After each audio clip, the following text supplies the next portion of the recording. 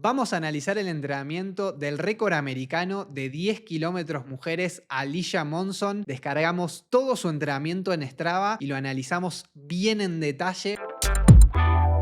Hoy vamos a hablar del entrenamiento completo de Alicia Monson, que es el récord estadounidense de 10 kilómetros en pista o 10.000 metros. Y lo que hicimos, básicamente, en realidad lo hizo Cata, yo solo lo analicé después, fue copiar fecha por fecha, día por día, todo el entrenamiento de Alicia Monson en Strava. O sea, fuimos día por día, fue Cata, día por día, y lo puso en un Excel para intentar después de entender el entrenamiento de más o menos unos 6 o 8 meses aproximadamente, de todo lo anterior que hizo antes de hacer el récord americano. En realidad estadounidense, los Sí, gringos le sí. dicen americano como que si fuera todo Estados Unidos, pero bueno. ¿Y qué tal?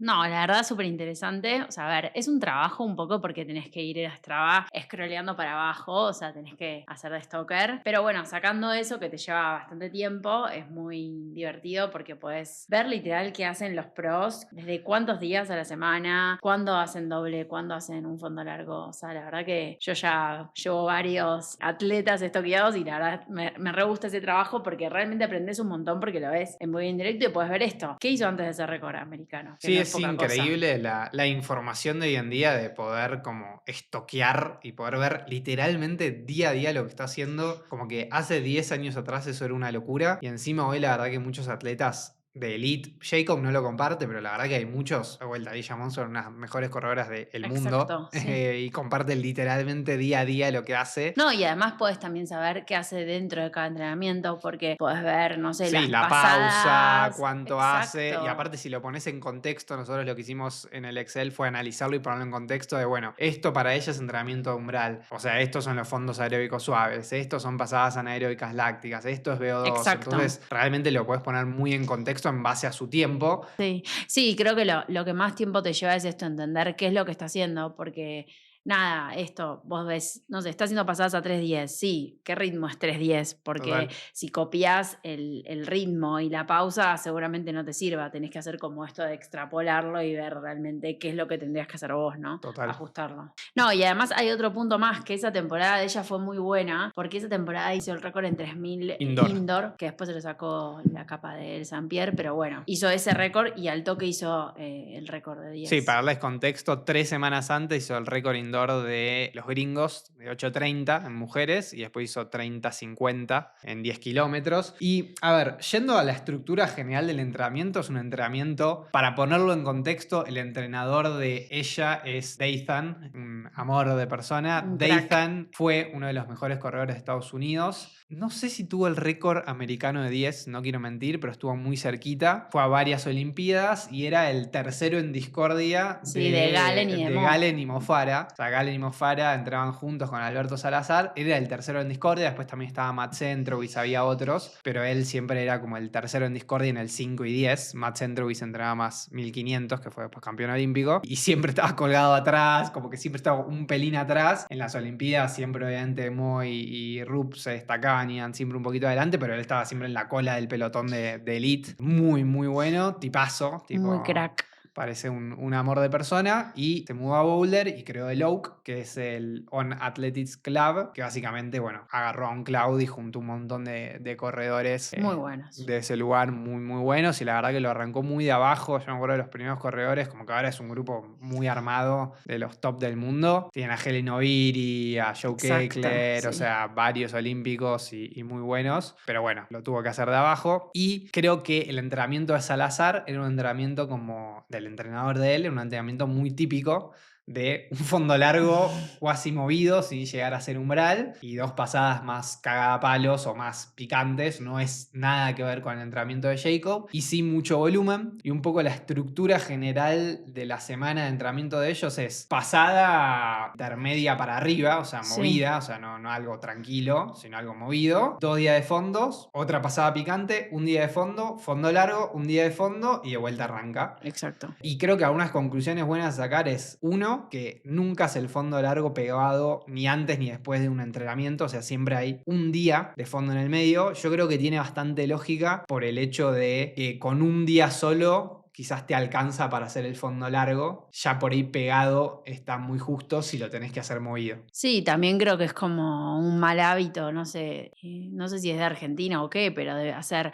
sábado tremenda cagapalos, el domingo haces fondo largo, un poco Total. movido, el lunes no puedes con tu vida y no le das tampoco el tiempo, al cuerpo tiempo de que creo que se recupere. Dándole un día en el medio, si bien a las 48 horas puedes estar cansado de las pasadas, estás mejor que al día siguiente. Incluso estás un poco menos vacío. Creo que a veces las pasadas te, entre comillas, vacían un poco de glucógeno y te cuesta un poquito empujar al día siguiente. Creo que dándole un día al cuerpo, aunque hagas doble fondo, yo creo que igual te recuperas más rápido, o sea, quedas mejor. Es una mejor estructura. Sí, y teniendo un día antes y un día después de un fondo común, o sea, suave Sí, aeróbico, sí. antes y después del fondo largo movido, creo que es lo justo y necesario para hacer el fondo largo movido bien y lo justo y necesario para después poder hacer las pasadas. Me parece es un esquema muy típico de afuera y lo mantienen a rajatabla durante todo el entrenamiento. Que más o menos, para ponerlo en perspectiva, desde que pararon, porque ellos paran una vez al Ujú. año, te diría 2 semanas de correr, hasta que volvieron a arrancar. Cuando volvieron a arrancar, las primeras 3 semanas fue como muy progresivo el volumen, o sea, lo Sí, subieron de a como que poco. las 2 primeras semanas te diría que hacen fondo y no mucho más, y después ya sí arrancan a hacer pasadas, pero más esto, umbral, más de arriba, por así Sí, decirlo, o corto y rápido. o corto y O rápido. corto y rápido, Eh, 206 hill sí, sprints sí. y poco volumen por lo general. Sí, sí, es como las 2 puntas de los tipos de entrenamiento, o sea, Sí. muy de arriba y muy de abajo. Sí. Y básicamente tuvieron 16 semanas hasta la primer carrera, que no fue el 3000 del récord sudamericano, sino que fue una milla. Sí, Y 2 semanas después fue el 3000, 3 semanas después fue el 10.000. exacto. Y esas 16 primeras semanas, las primeras 3 fueron subir progresivamente Sí, y después las otras 13 sí fueron como muy de base, como con esta estructura, con un volumen alto. Otra aclaración es que hacen doble turno todos los días ujú, de pasadas, salvo el día posterior al entrenamiento más fuerte, que es en un turno solo. O sea, exacto. 2 días de un turno solo, todo el resto, doble turno. Y el día que hacen un turno solo, o aunque sea lilla, era el día post a las pasadas más duras, no al fondo largo, por así decirlo. Sí, y también el fondo largo no es tan largo, entre comillas, como que llega a la hora 50, o sea, ya hace muchos kilómetros porque obviamente va rápido, pero no es un fondo que te deje vacío, por así decirlo, es un fondo Total, o sea, accesible. ya llegó como progresivamente a la hora 45-50 y después medio que se quedó ahí. Exacto. Alguno que otro hizo en 2 horas, pero todos eran entre 1 hora 50 y 2 horas. Y siempre eran por lo general los últimos 6, 8, 5, iba variando. Y ni siquiera era ritmo de maratón, era No, más lento que ritmo de maratón. Obviamente todo esto es también contemplando que ellos están en Boulder, que está a 1600 metros, que no es altura, y que muchos lo hacen en subida, ¿viste? Pero no era nada a ritmo, no, ni no. siquiera maratón. Era, te diría, 10% más lento que ritmo de maratón. Sí, un poquito, o sea, como que mueven los últimos kilómetros, pero no es un ritmo exigido ni mucho menos, es un Total, ritmo no es que... un tempo. No, No no, era un es un tempo. ritmo manejable. Y creo que también esto del fondo largo, como cuando están por competir, realmente no hacen fondo largo o lo acortan bastante. O sea, creo que Sí. eso también es un buen punto. Después podemos ir a la semana de descarga, Sí, sí, después hablamos bien de pero en eso, las pero últimas 2 antes del 10.000, la anterior a correr no hizo el fondo largo y la anteúltima hizo menos tiempo, o sea, 1 hora 40 y sin moverlo. sí. Así que nada, como para tener en cuenta a la hora de descargar el fondo largo para 10, y te diría que es un entrenamiento que pasar al maratón después de esto era bastante amigable. De hecho, ella corrió bastantes medias, muy bien. Sí, o sea, porque creo que también ella hace bastante volumen, entonces después para correr maratón solamente tendrías que seguir el mismo camino, pero sí, es totalmente compatible. Y bueno, después también algunos detalles en cuanto a tipos de entrenamiento. Lo que es más anaeróbico láctico, o sea, pasadas de 200 a ritmo de 1500. Siempre hacen 200, casi alguna vez hacen 400, pero siempre es 200 y partidos en sets, Sí, como 3 sets de 5, 3 sets de 6, como llegan a entre 3000 largos a 4000 cortos metros, partidos en por lo general 3 sets. sí, siempre con una macro en el Siempre con una macro medio. de 3-4 minutos y por lo general van arrancando en hill sprints, Exacto, o sea, hacen 200 en hills, 200 por 200, y después van transicionando el volumen a pista. exacto. Entonces hacen, al principio es quizás todo hill sprints, o sea, no sprints, pero todo hills de 200 por 200 y después lo van moviendo a 2 sets de hills, un set en pista y Sí, viceversa hasta llegar a todo en pista. todo pista. Y sobre el final creo que casi que lo van sacando y van dejando como destellitos al final. Como que al final de un entrenamiento hacen 4 por 200. Sí, para mantener, digamos, esa velocidad, pero ya la ganan al principio y ya después la mantienen. Total. Después, otra cosa que me sorprendió es la frecuencia de esos entrenamientos, que por lo general nunca lo hacen una vez por semana, sino que siempre el mínimo es cada 9 o 10 días y a veces cada 14. Y sobre el final es esto, como que casi que lo sueltan y tocan más de 200. Y al principio de las primeras 16 semanas tienen mucho más foco en umbral. Si bien no es el umbral modo Jacob, que es tipo tranquilo, es un umbral como por ahí que se pasan del umbral, pero sí no es un ritmo de VO2 o de 10, te diría. Es como unos por unos, dos por dos, tres por tres, como pasándote un poquito del umbral y después la parte no, digamos, de recuperación, no ir tan abajo y después muchos umbrales continuos o Exacto. partidos, tipo 8 kilómetros o 2 por 5. Sí, sí, literal es como que empiezan, que hablábamos con vos el otro día, como parecen las dos puntas de un mismo ovillo, o sea, mucha velocidad abajo, rápido, fuerte y corto, y después muchas cosas, entre comillas, lentas. Creo que de Ethan es como que dentro de lo lento está como en la parte más rápida, por así decirte, pero sigue siendo algo lento para ellos, y después como que empiezan a acercar esas dos puntas Total. y van soltando un poco la Recién velocidad. te diría que hicieron VO2 en la semana 13. Sí, En la semana 13 recién hicieron VO2. Después es verdad que hicieron VO2 por ahí en la semana 6, pero porque tenían que correr el Nacional de Cross. Entonces creo que hicieron solo un entrenamiento de VO2 la semana anterior. Corrieron el Nacional de Cross, que eso podría contar como VO2. Y después tuvieron, te diría, 2 semanas donde no hicieron VO2, hicieron un test de VO2 tipo en laboratorio, 2, 3 semanas y recién ahí volvieron a hacer VO2. Y lo que creo que sí les sirve es como después sí las últimas 3 semanas antes de competir, la milla, hicieron 3 entrenamientos de VO2 más picante, pero 3 semanas antes te diría. Y creo que usaron las mismas competencias para ir poniéndose a como puesta a tono, punto, sí. tipo, primero una pronta, después una milla, después un 3K y recién después, como que usaron los mismos entrenamientos y abrieron la competencia o el periodo competitivo haciendo 3 semanas antes de O2. Sí, es como que ellos lo que hacen es tocan un poco de dos y ahí arrancan a competir y la misma competencia te trae esa, o sea, en realidad ellos hacen VO2 cuando la gente hace lo que se llama el específico, o sea, es como base, base, base y de golpe, bueno, faltan un mes para competir, ahí arranco, toco VO2, toco más ritmos de carrera y después ya arranco a competir y ya la misma competencia te pone a punto, por así decirlo. Sobre todo ese 3000 que corrió antes del 10.000, dos Total, semanas antes. total. No, creo que acá hay un debate un poco de, porque viste que están los que les encanta hacer mucho VO2 durante todo el año y están los que, tipo Dathan, que tocan un poquito de VO2 y compiten. Creo que ahí hay un buen debate de cuánto te ayuda el VO2 o cuánto te mata, porque es como la Total. dosis justa de veneno de tomar antes de un antes de una carrera, no sé. Sí, creo que es muy difícil sostener el pico haciendo VO2. Todos los entrenadores creo que nivel elite lo saben, entonces timear el momento en el que empezás a hacer VO2 para no llegar ni antes ni después. Como que creo que ese es el momento más difícil. Creo que también hay algo que ellos hacen bien, que es hacer unos por unos, cositas de uno por uno. Casi todo al principio no lo hacen en pista, lo hacen en caminos de tierra, o sea, sensaciones. Sí, sí.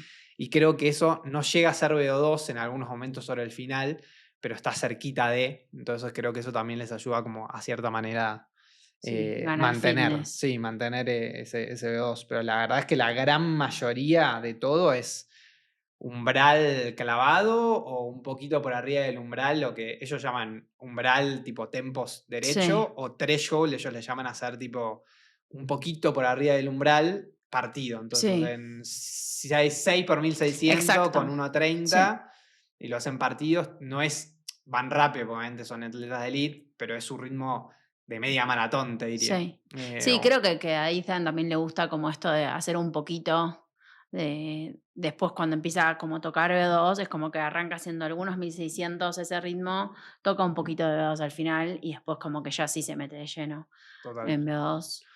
Total. Y después, por ahí yendo también interesante a la hora de descargar.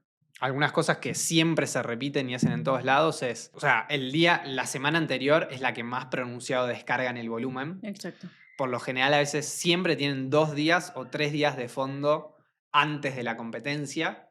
El día anterior por lo general siempre hacen entre 30 a 40 minutos Y unas rectas. con rectas, 4 rectas más o menos.